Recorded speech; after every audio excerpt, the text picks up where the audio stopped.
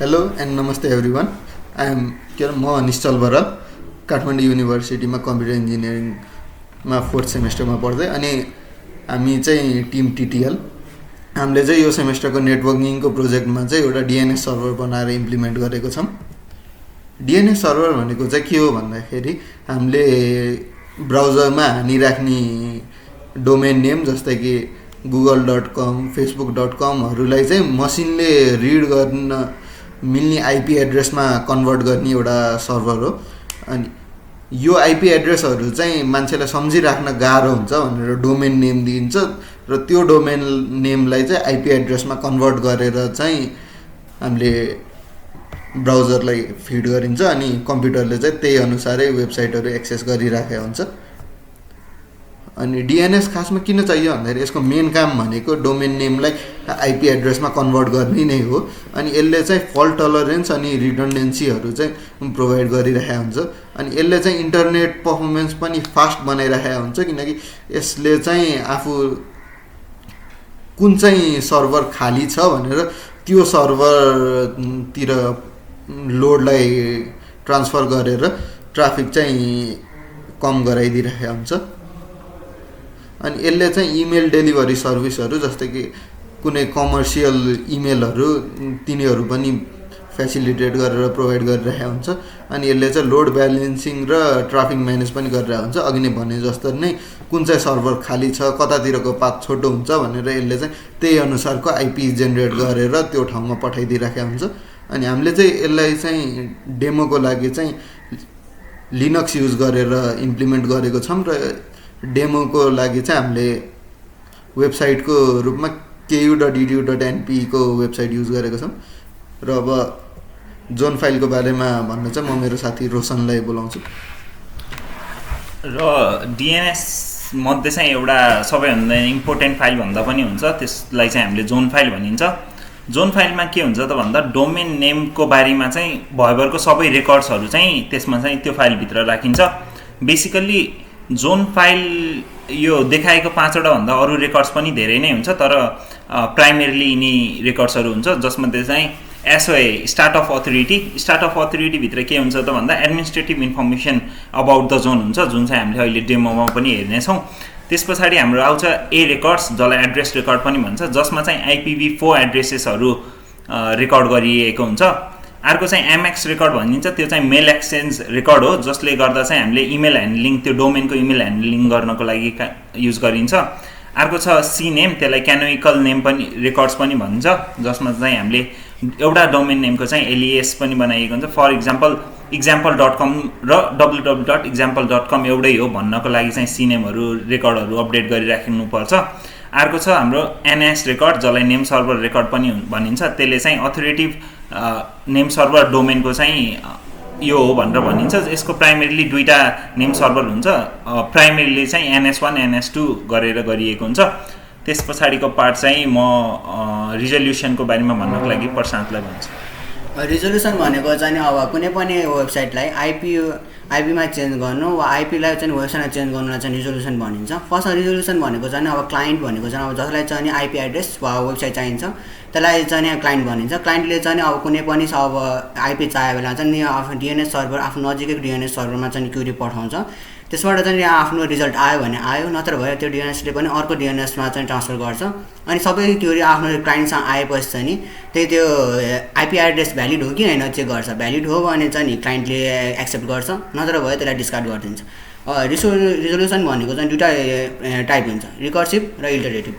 Recursive भनेको चाहिँ यो फिगर जस्तै हुन्छ। फर्स्ट सुरु चाहिँ कालो भनेको चाहिँ क्वेरी पठाएको मानिन्छ, अनि त्यसपछि यो ब्लू कलर भनेको चाहिँ रेस्पोन्स आएको। फर्स्ट सुरु चाहिँ सोर्सबाट लोकल सर्भरमा गएर क्वेरी पठाउँछ, त्यहाँ छ भने सोर्समा आउने भयो, नत्र भयो त्यसले रुट सर्भरमा पठाउँछ। रुट सर्भरलाई चाहिँ नर्मल म्यापिङ गर्दैन, रुट सर्भर चाहिँ त्योभन्दा आफूभन्दा तलपट्टिको टप लेभल डोमेन सर्भरमा आफ्नो आईपी एड्रेस सेभ हुन्छ। त्यसरी रुट सर्भरले चाहिँ टप लेभल डोमेनमा पठाउँछ, टप लेभलमा लोकल सर्भर, त्यहाँबाट चाहिँ आईपी एड्रेस चाहिँ रिटर्न ब्याक हुँदै फेरि क्लाइन्टमा आउँछ, त्यो भनेको सोर्स हो। त्यो भनेको चाहिँ रिकर्सिभ भयो। अब अर्को भनेको इटरेटिभमा चाहिँ रिकर्सिभ भन्दा चाहिँ अलिक फरक छ। यसमा चाहिँ क्लाइन्टबाट लोकल सर्भरमा पठाउँछ, लोकल सर्भरले चाहिँ हरेक सर्भरसँग कम्युनिकेट गर्छ। यसमा चाहिँ लोकल सर्भरबाट रुट सर्भरमा पठाउँछ, रुट सर्भरले चाहिँ टप लेभल डोमेनमा रिकर्सिभमा जस्तो नआइकन टप लेभल डोमेनको आइपी एड्रेस चाहिँ लोकल सर्भरमा पठाउँछ, लोकल सर्भरबाट चाहिँ फेरि टप लेभलमा कम्युनिकेट गर्छ, टप लेभलले फेरि लोकल सर्भरको आइपी एड्रेस रिटर्न ब्याक गर्छ, अनि लोकल सर्भरले अर्को डेस्टिनेसनको लोकल सर्भरमा कम्युनिकेट गरेर आइपी एड्रेस रिजल्भ गर्छ। यो भयो इटरेटिभ रिजोल्युसन। अब बाँकी भनेको चाहिँ लोड ब्यालेन्सिङको लागि चाहिँ म मनिषलाई बोलाउन चाहन्छु। अब लोड ब्यालेन्सिङ, अब डिएनएस सर्भरले चाहिँ लोड ब्यालेन्सिङ कसरी गर्छ त भन्ने हामी त्यसको बारेमा डिस्कस गर्छौँ। अब लोड ब्यालेन्सिङको लागि चाहिँ विभिन्न अल्गोरिदमहरू पनि छ, अनि तीमध्ये एउटा चाहिँ राउन्ड रोबिन अल्गोरिदम हो। राउन्ड रोबिन अल्गोरिदमले चाहिँ जस्तै यदि 3टा सर्भर छ भने र रिक्वेस्टहरू आइरहेको छ भने फर्स्ट रिक्वेस्ट फर्स्ट सर्भरमा, अनि सेकेन्ड रिक्वेस्ट सेकेन्ड सर्भरमा र थर्ड रिक्वेस्ट थर्ड सर्भरमा गरेर इभनली डिस्ट्रिब्युट गरिदिन्छ इन अ साइक्लिक म्यानर। अनि यो चाहिँ एकदम इजी र सिम्पल अल्गोरिदम भयो। तर यसको डाउन साइड चाहिँ के छ भन्दाखेरि यदि त्यो सर्भरको क्यापेसिटी धेरै छ भने, सर्भर 1 र सर्भर 2 को भन्दा सर्भर 3 को धेरै छ भने त्यो चाहिँ इभनली डिस्ट्रिब्युट भएन। अब यसको डाउन साइड मिटिगेट गर्नलाई चाहिँ हाम्रो वेटेड राउन्ड रोबिन मेथड भनेर चाहिँ छुट्टै अल्गोरिदम छ। अनि यसमा चाहिँ त्यही रिक्वेस्टहरू इभनली नै डिस्ट्रिब्युटेड हुन्छ, तर सर्भरको क्यापेसिटी अनुसार चाहिँ डिस्ट्रिब्युटेड हुन्छ, जसले चाहिँ यो सिम्पल राउन्ड रोबिन मेथडको जुन इस्यु छ त्यसलाई चाहिँ यसले चाहिँ मिटिगेट गरिदिएको छ। र अर्को भनेको चाहिँ हाम्रो सोर्स आइपी एफिनिटी भन्ने छ। अनि यसले चाहिँ कसरी रिक्वेस्ट ह्यान्डल गर्छ भन्दाखेरि based on the geo location and devices. जस्तै यदि मोबाइल फोनबाट google.com रिक्वेस्ट गरेको छौँ भने चाहिँ त्यसले के गर्छ, m.google.com भनेर चाहिँ त्यसलाई रिजल्भ गरिदिन्छ। m भनेको चाहिँ अब हाम्रो मोबाइल डिभाइसबाट एक्सेस गरेको भनेर त्यसरी चाहिँ त्यो आइपी हाम्रो रिक्वेस्टलाई चाहिँ ह्यान्डल गरेको हुन्छ। अनि अब जियो लोकेसन के हेर्ने हो भने पनि यदि इन्डियाबाट google.com लाई हामीले एक्सेस गरेको छ भने google.co.in भनेर त्यसरी चाहिँ त्यो सर्भरले चाहिँ त्यो वेट डिस्ट्रिब्युट गरिदिएको हुन्छ। र त्यस्तै गरी अर्को अल्गोरिदम भनेको चाहिँ हाम्रो लिस्ट कनेक्सन र लिस्ट रेस्पोन्स टाइम भन्ने छ। अब यसमा चाहिँ के हुन्छ भन्दा त्यो सर्भरले चाहिँ हरेक सर्भरको चाहिँ कतिवटा कनेक्टेड डिभाइस छ र कुन सर्भरमा कति चाहिँ रेस्पोन्स टाइम छ, त्यो राउन्ड ट्रिप टाइम कति छ त भनेर चाहिँ पहिल्यैदेखि ट्र्याक गरिरहेको हुन्छ। अनि त्यही अनुसार चाहिँ अब कम नम्बर अफ कनेक्सन र कम रेस्पोन्स टाइम भएको सर्भरमा चाहिँ उनले रिक्वेस्टहरू चाहिँ पठाइदिइरहेको हुन्छ। ल अब चाहिँ हामीले यो डिएनएस सर्भरको चाहिँ डेमो हेर्छौँ है त। अनि हामीले त्यो इम्प्लिमेन्टेसन चाहिँ बाइन्ड भन्ने लाइब्रेरी युज गरेर गरेको छौँ, अनि इम्प्लिमेन्टेसन चाहिँ लिनक्समा गरेको छौँ।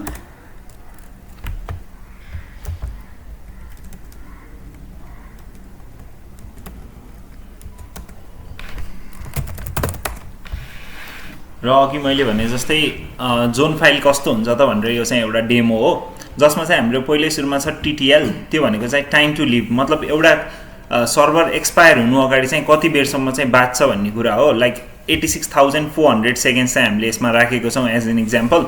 अर्को छ ओरिजिनले चाहिँ कुन डोमेनको जोन फाइल हो त यो भन्ने चाहिँ इन्डिकेट गर्छ, र यो @ चाहिँ त्यो ओरिजिनलाई ट्रिगर गर्छ है।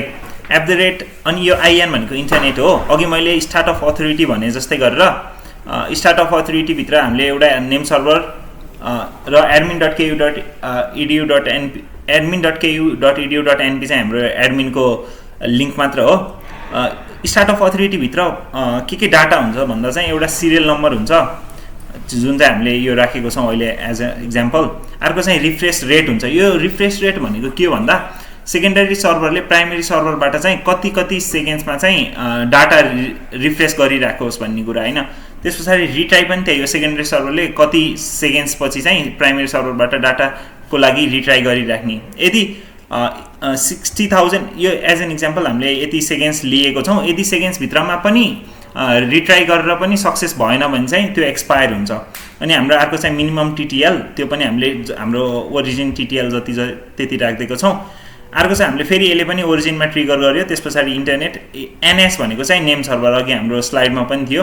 एउटा नेम सर्भर हामीले ns1.ku.edu.np राखेको छौँ, अर्को नेम सर्भर हामीले ns2.ku.edu.np राखेको छौँ, र ns1 को हामीले A रेकर्ड्स 127.0.0.1 राखेको छौँ, र ns2 को A रेकर्ड चाहिँ 127.0.0.2 राखेको छौँ। यो दुइटै लोकल होस्टमा गरेको भएर हो। अर्को चाहिँ हामीले www त्यो सिनेम जस्तै गरेर त्यसको ए रेकर्ड चाहिँ हामीले 101.251.6.15 राखेको छौँ र अर्को चाहिँ हाम्रो ओरिजिन जुन हाम्रो ku.edu.np हो त्यसको पनि हामीले IPv4 एड्रेस चाहिँ 101.251.6.15 राखेको छौँ र अर्को फाइलको बारेमा भन्नको लागि म प्रशान्तलाई भन्छु।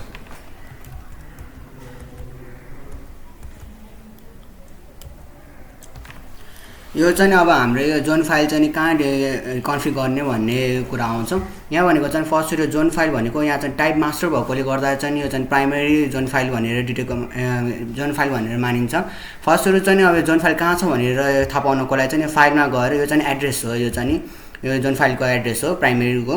अनि त्यसपछि कुनै पनि अब प्राइमेरी सर्भर छ, सेकेन्डरी सर्भरमा पनि अब क्युरी पठाउँदाखेरि चाहिँ कहाँ छ भनेर सर्भर कहाँ छ भनेर पठाउँदा चाहिँ यो चाहिँ यहाँ चाहिँ हामीले सेकेन्डरी सर्भरको आइपी एड्रेस राखिन्छ।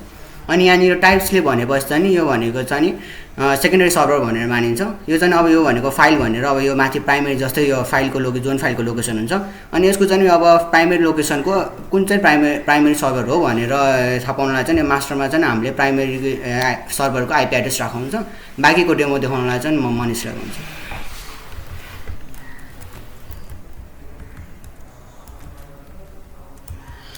र हामीले DNS सर्भर सेटअप गर्दाखेरि चाहिँ विभिन्न कन्फिगुरेसन अप्सनहरू पनि दिनुपर्ने हुन्छ र लोड ब्यालेन्सिङको लागि चाहिँ बाइन्डले चाहिँ पहिला नै हामीलाई चाहिँ विभिन्न अप्सनहरू दिन्छ। अब त्यसमा चाहिँ हामीले अल्गोरिदम स्क्रैचबाट इम्प्लिमेन्ट गरिरहनु पर्दैन। अनि यसमा हामीले जुन यो RR सेट भनेको छ त्यसलाई चाहिँ हामी रिसोर्स रेकर्ड सेट भन्छौँ। अब जसमा चाहिँ हरेक रिसोर्सहरूको रेकर्डहरूको चाहिँ सेट चाहिँ हुन्छ। अनि त्यसमा अर्डर भनेको चाहिँ अब कुन अर्डरमा चाहिँ गर्ने त भनेर भनेको छ होइन।